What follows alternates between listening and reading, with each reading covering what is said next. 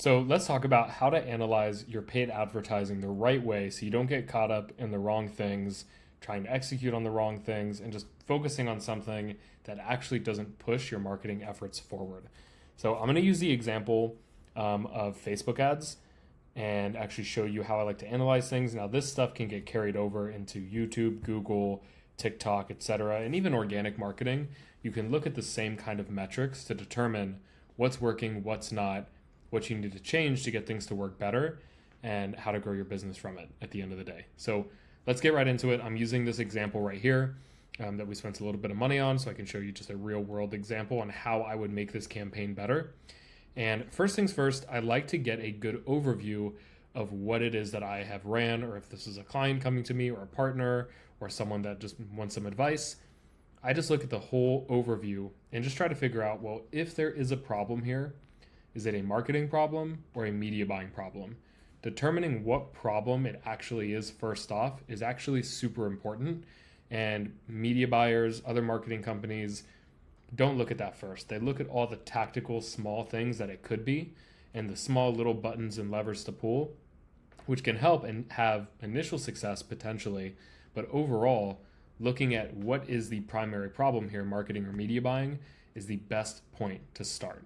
And how I actually like to do that is first just read the ad, see what it says, and then look at the landing page on top of it. So for this example, that's the very first thing that I'd recommend doing is looking at the landing page, reading it, looking at the ad, reading it, and looking at a couple of key elements. Okay, so the first element that I would recommend looking at is the copy and the creative, and more specifically, the lead in. So it's usually the first 3 lines inside of the ad that people can see. The creative, the text inside the creative, what it looks like, etc., and then the headline. Because this is really the first thing that people see is right here. Sure, there's going to be some people that click see more and that read the rest of the ad copy, but most of the time, like you can see here, Instagram, this is all they're seeing. So I would read that first, figure out what that is, soak that in, and then look at the landing page with the destination of where they're going and just see, does this align? Does this make sense? If someone reads this ad, the promise that I'm saying here, does it align with the promise here on this page? And that's the first thing. And that's going to help you determine, okay, well, is this marketing or media buying? Let's say you're getting poor quality leads. Let's say you're paying too much per lead. Well, there's a chance that your stats, like your click-through rate, cost per link click, CPMs, all look pretty decent because you're grabbing attention. But if you're getting low quality leads or the cost per lead is super expensive, there's a chance that there's not enough congruency between the ad or the landing page and the end result that you're actually giving people. So always make sure you check that out first and foremost.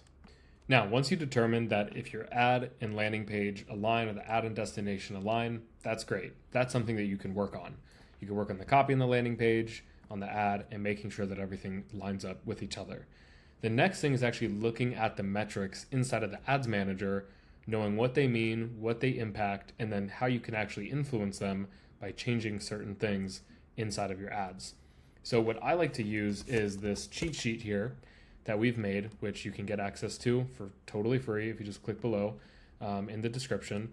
But this actually gives you the full detailed guide on what I'm about to do, because I'll probably fly through it a little bit quickly here, but at least to show you just how it works. So for example, if I'm looking at this ad, this campaign here, I got most of the leads from this ad set, so I'm just going to focus in on this one. And I'm going to go from right to left here. So first things first, cost per click, $2. It's costing me about $2 to get someone to click generally anywhere in the ad. It's a little bit expensive. So that's a kind of correlation to how the ad overall is doing. Next is click-through rate, 3%. This is actually pretty solid. This means that the creative, the copy, it's getting people to slow down and then click off of the ad potentially. It's just really getting them to slow down and pay attention.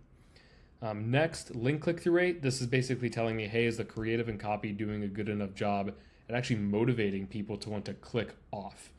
This actually looks really great. I try to aim for a baseline of 1 to 1.5% in most cases. So this being at 1.9, close to 2, is pretty solid. That's doing a great job. Cost per link click is $3.30. That's also quite expensive, but that aligns with this cost per click being a little bit higher. And lastly, CPM, $63. That's pretty expensive. So it's costing me $63 to get in front of 1,000 people pretty much. That's quite expensive. So if I look at this overall, each stat individually, first off, the big bottlenecks that I see are CPMs and we'll just say cost per link click.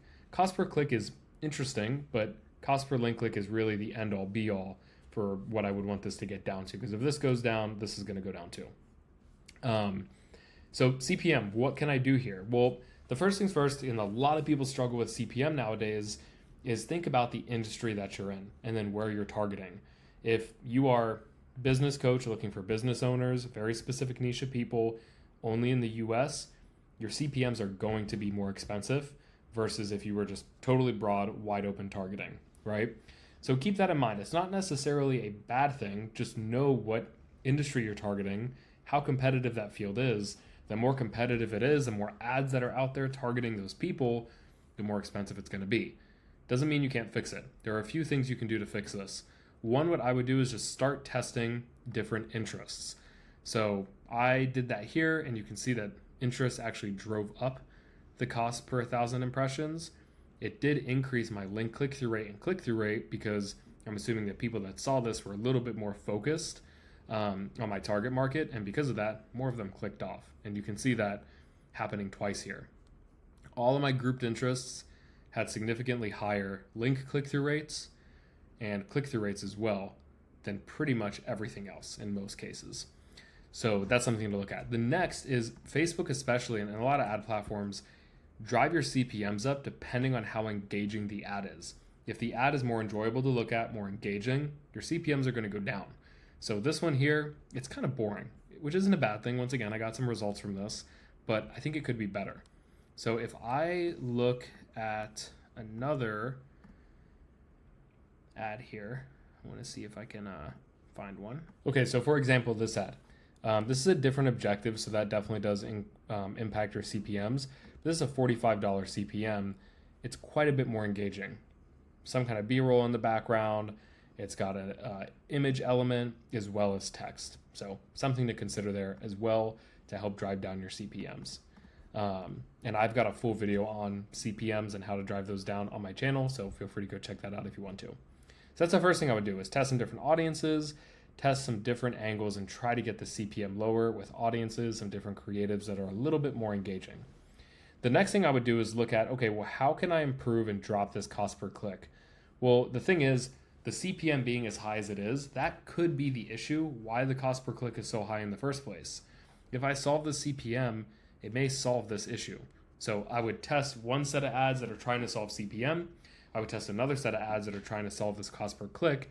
And to do that, I would just test a different lead-in, headline, and potentially creative here in the ad. That alone should make quite a big difference. So that's what I would recommend looking at. This is really how I like to analyze ads, is go step by step, see which ones are correlation causation, and just determine from there what do I actually need to take action on.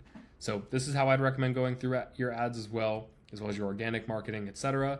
And use this funnel diagnostic cheat sheet to help you get there as well. If you want access to this, it's totally free. Click the link in the description and you can get access to it inside of our free community. I hope you enjoyed this video, and I'll see you in the next one.